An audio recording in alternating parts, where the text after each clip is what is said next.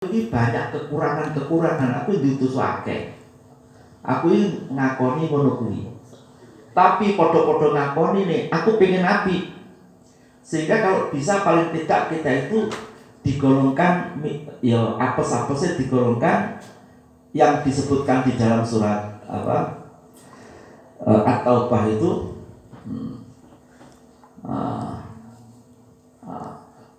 jadi ini kalau sebagian orang itu mengaku kholatu amalan sholihah wa akhara sayya wa akharu na'tarafu bi dzunubihim kholatu amalan sholihah wa akhara sayya asallahu ayatuba alaihim wa akharu na'tarafu. Sebagian kelompok manusia ada orang-orang yang mengakui dosanya, kholatu bi dzunubihim, ngakoni dosane, na'tarafu bi ngakoni dosa, kholatu amalan sholihah, dia amal soleh juga banyak, amal buruk ya banyak. Asallahu ayatuba alaihim, asa itu menowo, tapi pelaku Allah itu pasti benar, pasti Allah akan menerima tobatnya dia.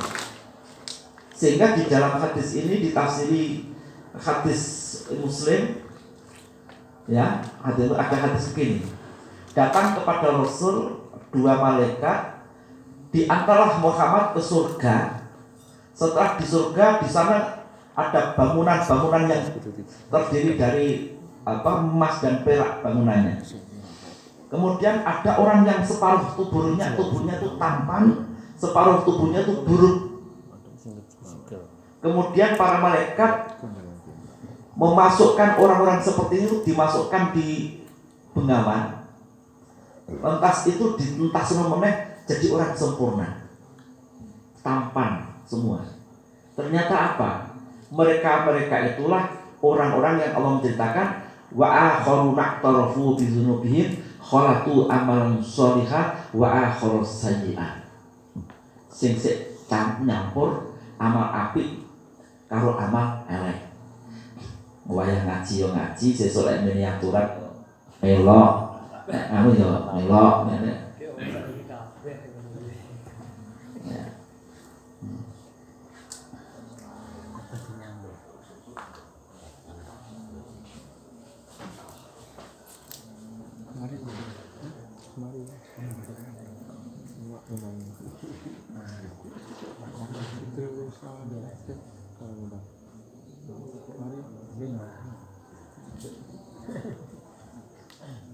Kemudian pembagian ilmu, wa aksamuma, pembagian ilmu yang untuk mendekatkan diri kepada Allah itu ada 3 macam.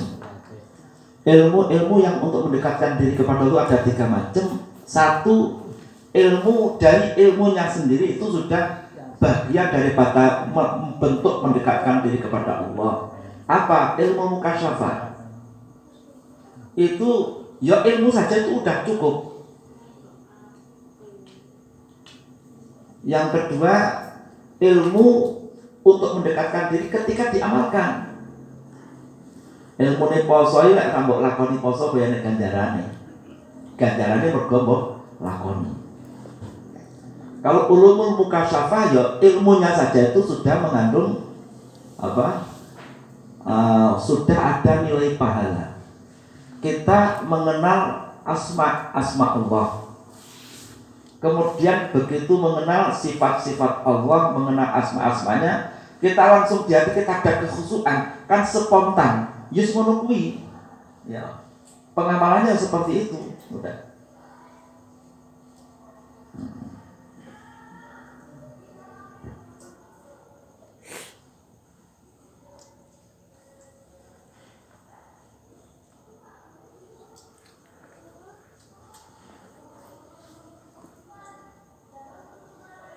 Kemudian bahwa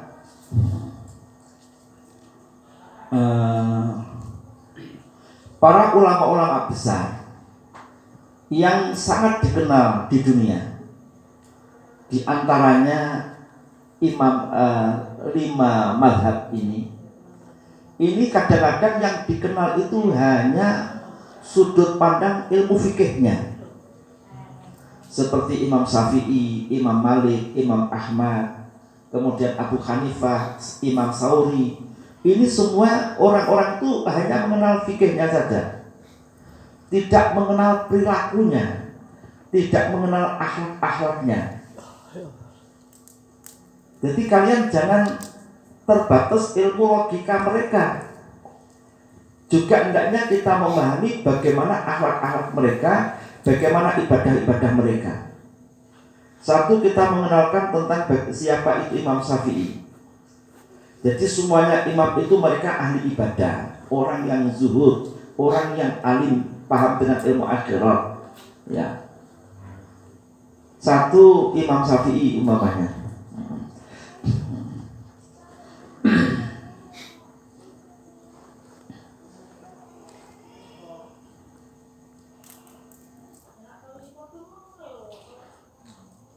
Imam Syafi'i itu sangat menunjukkan bahwa dia itu orang yang ibadahnya kuat. Jadi bukan hanya pengetahuan saja. Imam Syafi'i itu setiap harinya, setiap malamnya, malam itu dibagi menjadi 3. Sepertiga malam untuk ilmu, sepertiga untuk ibadah, sepertiga untuk tidur. Selalu begitu. Sepertiga ibadah, sepertiga untuk ilmu, sepertiga untuk istirahat tidur. Pernyataan Imam Arabi mensifati Imam Syafi'i. Imam Syafi'i itu ketika puasa Ramadan, beliau untuk setiap bulan Ramadan itu selalu mengkhatamkan 60 kali setiap Ramadan. Beliau menjalankan itu di dalam sholat. Berarti sedino itu khatam rong khataman beliau jalankan dengan menjalankan sholat. Orang yang luar sholat.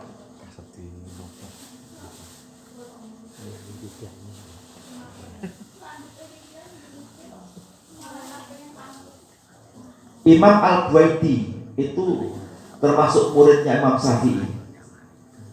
Itu setiap Ramadan 1 kali. Ya. Kemudian Imam Qarabisi pernah mempelajari tentang ibadahnya Imam Syafi'i. Aku bermalam di rumahnya Imam Syafi'i, bukan hanya sekali 2 kali, berulang-ulang. Kemudian aku melihatnya setiap malamnya itu setiap 1 rakaat itu baca paling tidak 50 sampai 100 ayat. Itu 1 rakaat yang dilakukan Imam Syafi'i ketika hari-hari biasa. Dan setiap sholat itu beliau selalu berdoa. Jadi membaca Quran itu kan begini ya, baca Quran itu kalau bagi orang yang paham, ketika ayat ini menceritakan tentang surga, berhenti minta surga. Ketika ayat ini bicara tentang neraka, berhenti minta perlindungan dari neraka. Ketika ayat ini menunjukkan kesucian Allah, kita mengucapkan tasbih. Begitu orang-orang yang paham dengan Quran. Maka kadang-kadang Quran ini kadang-kadang digunakan begini. Iki yo digene wong awam yo gene wong awam. Amalane niku lho, napa? Surat Waqiah. Surat Waqiah ini nggih Quran iki kan menceritakan surga kan. Napa? Wa faqiyatin kasiratil la maqtu'atin wala mambu'ah wa furushin marfu'ah. Artinya wa faqiyatin kasiratin, buah-buahan yang banyak, la maqtu'atin wala mambu'ah, enggak pernah putus-putus. Wa furushin marfu'ah, di tempat rumah itu ada lemek yang indah ya, permadani ya bagus mana. Dan itu terusnya, jadi sama itu berhenti mandek, bakal kayak mandek, terus ndonga njaluk perkara iki dijaluk tapi ning donya. Ya nek wong nglakoni ngamal ngene iki, nek pengen sakat gelek pengen sugih. Niku kathah amalan ngeten iki kebelet pengen sugih ya ngamalane niki. Aku harus ngamalin izin lah. Kaitan iku kula nalika maca Bulughul Maram prakteken terus pundi kula dereng saged kula nerangne njenengan contone sakdungane pindah. Ya prakteke ya ngoten niku. Sakdungane pindah. Nah, kemudian bacaannya Asmaul Husna yang dipakai ya Latif, ya Latif, ya Latif, ya Latif. Kemudian baca ala ya al-man khalaq wa latiful khabir itu berapa kali urusan dunia dijaluk.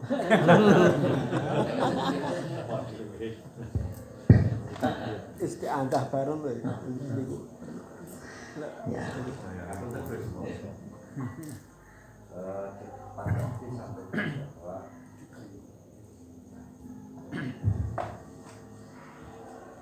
Ada setelah Quran, Sunnah, asal sahabat, ijma. pada saat perilaku sahabat. Kalau hadis itu kan ada yang namanya tingkatan hadis. Ya, ya. Ini jelas hadis itu ucapan maupun tindakan Rasul. Ya, ya. Itu ada tingkatannya untuk memastikan kebenaran dan Ya. asal dari satu hadis tersebut. Nah kalau sekarang perilaku sahabat itu apakah juga ada tingkatan-tingkatan seperti itu? Itu yang pertama. Yang kedua, dengan kedatangan Paus ke Indonesia, ini saya berpikir kalau di Nasrani itu sekte-sekte juga banyak. Artinya sama dengan Islam, banyak agama Ahmadiyah dan juga sebagainya. Tapi pada saat Vatikan, kita bicara Vatikan itu kan sebagai titik Pusatnya. pusat sebuah agama apapun sektenya. Nah, saya bertanya kepada agama saya, kok tidak bisa ada semacam imam yang bisa mengendalikan dan bahkan mengontrol. Kalau di Vatikan itu kan sampai neng gereja neng desa kono enek, itu bisa terdaftar di sana. Nah, ini Islam kenapa tidak melakukan itu? Mungkin itu. Ya. Jadi kenapa di Islam kok manajemennya kalah karo di Nasrani? Di Nasrani itu jiplak khilafah Islam. Di Nasrani itu jiplak model khilafah Islam. Sebenarnya agama Nasrani modelnya nggak seperti itu. Agama Nasrani itu model yang asli, seorang pendeta ikut delik dengan alas-alas. Itu mereka dulu begitu, delik dengan alas, nggak mau berinteraksi dengan kekuasaan, dengan duniawi. Namanya rohbaniyah, ngelakoni mendito. Jadi nggak mau mendito itu, uang mendito itu ninggal dunia total. Orang urusi dunia, butuhe padane ati, butuhe nyedek ning Gusti Allah. Tapi wong sing ngene iki diparingi padang atine. Lah krana padang atine, dhek masyarakat lari kepada pendeta. Urusan butuh apa mlayune ngene pendeta. Sehingga penguasa iku kalah karo pendeta. Jadi raja itu kalah dengan pendeta. Cek ngrungokne dawuhe pendeta. Lah krana pendeta iku kaya ngene, akhire pendeta iku karo raja digekne gereja, digekne tempat-tempat peribadatan. Wis pendeta digekne tempat peribadatan ning kutha, digekne dibangunke kon urip penak, tapi taruhane kowe engko manut karo aku. Nah iki lah. Ya seperti ini sudah. Sehingga pendeta itu pun ada yang masih banyak juga yang masih dikatakan kisisin. Di Quran kan kisisin. Wong sing tulen. Enggak mau ngomongke tentang kedzaliman, dia enggak mau. Namanya kisisin. Betul-betul berpegang teguh kitab yang diyakini. Banyak juga pendeta yang seperti ini. Nah, pendeta yang rusak-rusak itu sudah pendeta yang sudah ada kompromi dengan urusan politik. Jadi hasilnya seperti itu pendeta itu. Ini kembali ke titik masalah tadi. Sebenarnya munculnya istilahnya khilafah itu antara begini, al-mulku wad-din tau amani, kerajaan, kekuasaan dengan agama itu dua kembaran yang tidak bisa dipisahkan. Yang memisahkan antara kekuasaan dan agama iki jenenge apa? Faham sekuler. Jadi ketika kita itu disekulerkan dan akhirnya cinta sekuler, kita itu agama ya negara. Mestinya nggak begitu. Jadi urusan masalah hukum, masalah politik, iku asli sing pinter tenan ulama. Untuk ngukur skalane iki adil pok gak, iku duduk pemerintah. Sultan kuwi mesti kudu larine ngene ulama. Lah ngomongnya masalah keadilan. Itu jelas. Tapi kan pembauran sekarang itu pembauran. Ya. Jadi ini memang sudah zamannya. Serah kena dia umat Islam seperti ini sudah zamannya. Sudah zaman tadi ada zaman yang sudah 100 tahun kita umat Islam itu tidak punya imamah. Jadi kalau kembali ke titik masalah, kita itu berdosa. Tidak menegakkan imamah itu berdosa. Maka ya sampai kemerdekaan Indonesia itu Soekarno itu dibentelnya dianggap sebagai imam. Imam yang sah. Jadi presiden Indonesia itu dianggap sebagai imam yang sah. Karena kaidahnya tetap malayudrokukuluh layudrokukuluh. Apa yang tidak bisa kita ketemukan secara utuh, tidak kita tinggalkan totalitas, kita gunakan seadanya. Imamah yang utuh itu suatu kepemimpinan yang menegakkan agama Allah, dipilih dengan cara-cara syariat yang benar, dia mau melakukan hukum yang benar, itu imam secara utuh. Nah ini kan nggak utuh. Tapi lebih baik daripada tidak ada imam. Jadi belum ada skala dunia yang mengatur sentral itu sampai hari ini belum ada. Kristen malah enek. Padahal agama Nasrani itu hanya untuk siapa? Kaum Bani Israel. Duduk kangge wong Eropa, duduk wong Indonesia. Agama Islam untuk seluruh dunia. Agama Nasrani untuk siapa? Domba-domba Israel, domba-domba Palestina sana.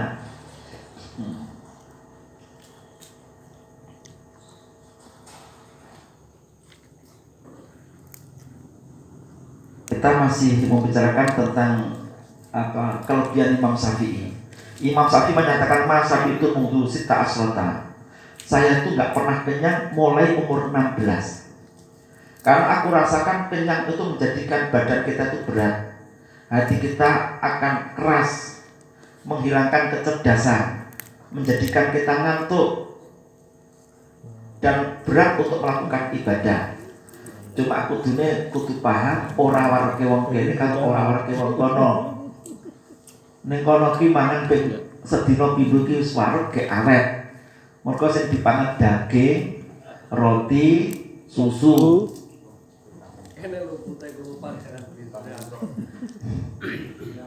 Ya.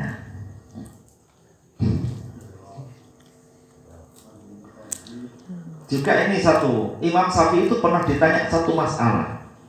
Beliau sebenarnya bisa menjawab, tapi beliau tidak menjawab, diam. Dia tidak menjawab. Ketika ditanya ternyata apa?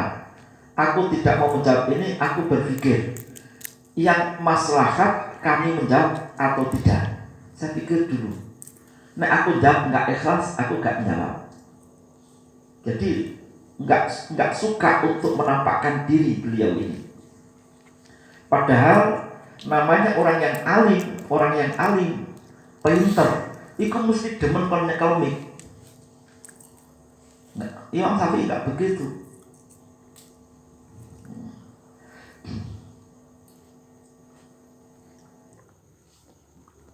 Imam Ahmad bin Yahya itu pernah keluar bersama Imam Syafi'i pada suatu hari, ya. Kemudian suatu ketika melewati pasar, ada orang-orang itu misuh wong soleh, dipisui. Kemudian Imam Syafi'i mengingatkan kepada kami, bersihkan telingamu. Kalian tadi mendengarkan ucapan-ucapan yang kotor. Jadi mendengarkan ucapan-ucapan yang kotor ini oleh Imam Syafi'i suruh bersihkan, suruh lakukan bagaimana telinga kamu itu yang kau dengar itu jangan sampai hati. Orang yang mendengarkan itu sama dengan orang yang mengucapkan.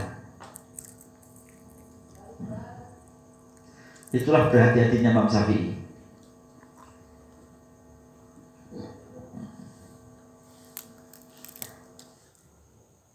Kemudian dari sudut zuhudnya, jadi jangan melihat Imam Syafi'i itu jangan dari sudut fikihnya saja, kepribadiannya. Zuhudnya Imam Syafi'i seperti ini. Imam Syafi'i ketika menyatakan man idda'a, siapapun yang mengaku dia bisa mengumpulkan cinta kepada dunia juga cinta kepada Allah, kedua-duanya bisa, itu bohong orang seperti ini, kata Imam Syafi'i. Kalau orang betul-betul cinta Allah yang menciptakan dunia, tentunya dengan dunia dia tidak silau dengan dunia. Dibuktikan ketika Imam Syafi'i keluar bersama para pejabat, ya, di Makkah, Imam Syafi'i itu diberi uang senilai asroti alfi darahim, 1000 dirham. Untuk apa Imam Syafi'i? Ternyata setelah dia mendapatkan uang yang banyak ini, dia bikin kemah di tanah Mekah sana. Ketika orang pada berdatangan sowan kepada Imam Syafi'i, setiap orang dikasih duit semua, sehingga dalam tempo sekian hari habis uangnya.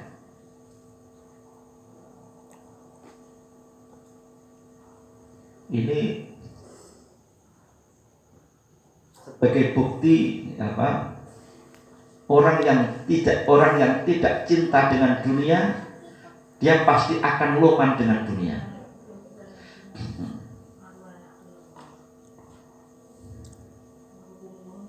Imam Syafi'i menyatakan begini, ra'su zuhdi as-sakha, kepalanya zuhud itu sakha. Kepalanya zuhud itu sakha. Uang kan uang ngaku zuhud gak medit itu enggak zuhud. Uang zuhud itu mesti loman. Li'anna man ahabba, karena orang yang cinta sesuatu dia pasti akan menahannya. Kalau kamu cinta duit, kamu tahan duit itu. Nah, kalau kamu cinta Allah, harta itu tidak kau pedulikan. Yang kau pedulikan adalah hanya Allah. Dunia di mata Imam Syafi'i itu sesuatu yang tidak ada artinya. Tapi dilalah wong ngene iki malah didemeni karo donya. Awake dhewe sing domen karo donya ngecing, mbok cedeki malah melayu.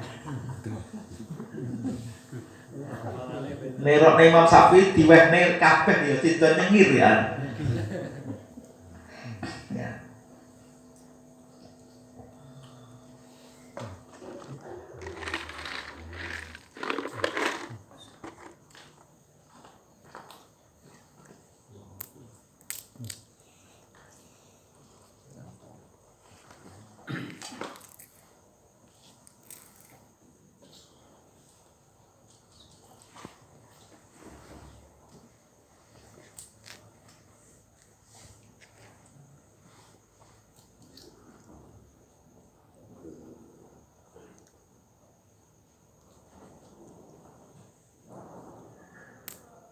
Imam Syafi'i menyatakan begini, idza anta khifta ala malika al-ujba, ketika kamu khawatir amal kamu akan terjadi ujub, maka caranya begini, lihatlah ridhonya zat yang kau cari. Siapa? Ridhonya Allah. Kamu beramal itu kan yang kamu cari siapa? Ridhonya Allah kan. Jadi yang kau pandang itu hanya setiap kita beramal, yang kita harapkan ya, hanya mencari ridho Allah. Itu untuk menghilangkan sifat ujub yang ada di hati kamu.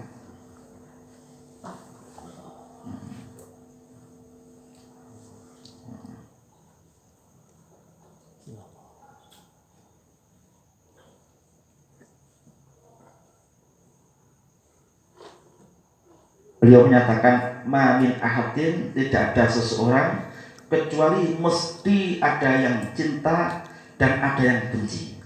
Kabeh wong mesti ana sing gedhing karo kowe, ana sing demen karo kowe. Nek ngalam ki wis koyo ngene, maka jadilah orang yang selalu mengikuti orang yang taat kepada Allah. Aman sudah.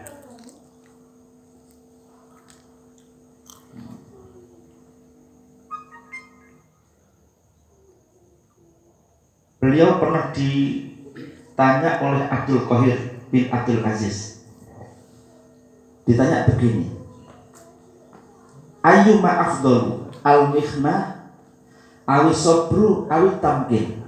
Mana yang paling afdal? Mana di antaranya perkara yang paling afdal? Apakah ujian, cobaan, ataukah kesabaran, ataukah derajat? Sing apik ki sing ndi? Kira-kira sing apik sing ndi? Kowe diparingi ujian, terus kowe diparingi iso sabar, terus kowe diparingi derajat. Iku sing apik sing ndi kira-kira? Ketika ditanya seperti ini, Imam Syafi'i cerdas. Beliau menjawab begini, At-tamkin darajatul anbiya. Tamkin derajat itu adalah derajatnya para nabi. Tidak mungkin orang itu dapat tamkin kecuali setelah dia mendapatkan ujian dan dihadapi dengan sabar. Maka derajat yang tinggi itu derajat mendapatkan tamkin, status sosial, punya basis masyarakat, punya kekuatan ekonomi, punya kekuatan segala-galanya. Itu derajat yang paling tinggi. Kenapa? Nabi dulu itu fase pertama mesti ujian-ujian. Kemudian kedua, dia tangguh dihadapi dengan kesabaran. Berjalan beberapa tahun kemudian, semuanya sudah jadi kekuasaannya, mendapatkan tamkin, derajat yang mulia. Ujian para nabi-nabi ini ada diuji, kadang masih mulai baru lahir sudah diuji. Contoh seperti Nabi Ismail. Nabi Ismail begitu lahir oleh Nabi Ibrahim atas perintah Allah, diajak bersama ibunya Hajar diletakkan di bawah pohon rindang di tanah suci Mekah sana. Ditinggal seorang ibu dan anak, tidak ada penduduk sama sekali di sana. Ini kan ujiannya. Jadi ditinggalkan di situ, dikasih bahan makan yang sedikit, minuman sedikit, dan pasti nanti akan mengalami kelaparan dan kehausan. Ibrahim meninggalkan ini juga keberatan kalau atas nama kita sebagai manusia. Tapi Ibrahim tetap memaksakan diri untuk meninggalkan. Ketika ditinggalkan, Hajar pun juga selalu membuntuti Ibrahim. Ibrahim mau kemana? Ibrahim diam saja. Apakah ini perintah Allah? Iya, ini perintah Allah. Ketika Hajar mendengarkan ini perintah Allah, Hajar optimis sudah. Kalau ini perintah Allah, ini mesti ada hikmah. Allah tidak akan menyia-nyiakan kami. Allah tidak menyia-nyiakan kami. Sehingga Hajar pun bertahan di situ bersama Ismail. Sampai ujian ini Ismail dan Hajar kehausan dan kelaparan. Ya haus dan lapar. Ismail pun juga selalu menangis dan molet-molet kayak namanya bayi-bayi baru lahir, air susunya sudah habis, lapar dan haus. Lari ke sana kemari dari Bukit Sofa dan Marwah, Hajar ini sampai 7 kali. Sampai 7 kali. Itu pun nggak ada hasil. Andaikan Hajar ini berdiam diri bersama Ismail tanpa melakukan usaha, stres dia. Dia nggak kuat menahan kondisi seperti ini. Maka Hajar pun berusaha lari ke sana kemari. Pemahamannya begini, pemahaman ini, kita itu wajib tawakal kepada Allah, yakin Allah tidak menyanyiakan kita. Kalau kita di jalan Allah, kalau kita di jalan Allah, Allah tidak menyanyiakan kita, pasti. Tapi wong ini kita terus enak ujian, Nabi diuji. Lah, ujian dihadapi ini tidak berpangku tangan. Berpangku tangan itu menjadikan kamu stres. Hajar itu kira-kira umpama dalam keadaan kehausan, kelaparan, gurmek nunggu bayi ini kono nangis. Hajar yang nangis, podo nangisnya nggak menyelesaikan. Hajar lari ke sana kemari. Minimal meninggalkan kesetresan. Yang kedua, ini saya wujudkan usaha. Ternyata datangnya sumur air itu Jibril datang. Setelah 7 kali putaran ini, Jibril datang, ada suara, kemudian Jibril menampakkan diri. Kemudian Jibril dengan suwiwinya, dalam satu riwayat dengan kakinya, tanah tersebut itu disentuhnya, keluarlah air Zam-Zam. Artinya kan proses kan. Pengurit kuwi dijamin karo Gusti Allah. Lek apa meneh kowe di jalan Allah, tapi kudu bangga usaha. Lek ora usaha stres ora? Stres. Rezeki dari Allah. Rezeki dari Allah, tapi kamu mengatakan rezeki dari Allah, kowe iki yo Hajar itu usaha, maka sa'i dikatakan sa'i itu namanya. As-sa'i itu satu sisi maknanya melaku, artinya yang lain ada usaha. Wis sak rupa-rupa usaha tinggi nyelimur nih. Iki Ismail. Semuanya Nabi Yusuf itu diuji oleh Allah juga semenjak kecil. Ujian dari Allah Yusuf itu didrengkani dulure tunggale rolas ya. Yusuf bersama Bunyamin itu anak dari